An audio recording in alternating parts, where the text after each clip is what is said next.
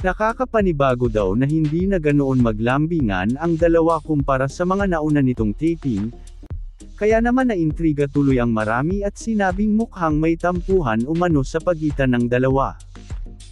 Maraming Kim Pao fans naman ang kinuyog si OG Diaz dahil sa naging balita niya na ito na ayon sa kanila ay fake news lang daw.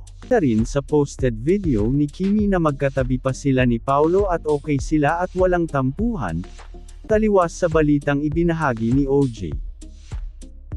Based naman sa mga video at mga larawan na ibinahagi ng aktres sa mga kaganapan sa kanyang birthday celebration, ay hindi nito kasama si Paulo at hindi present sa naturang selebrasyon.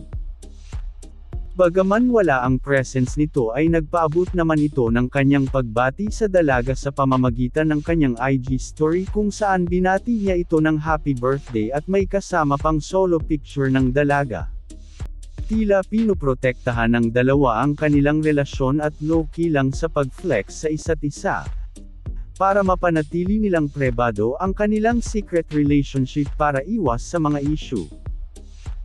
Samantala, isa sa nakikitang dahilan kung bakit wala sa special day na yun si Paulo, ay dahil sumabay ang schedule nito sa promotion ng kanyang movie na Elevator kasama si Kylie Versosa na ipapalabas na ngayon darating na April 24.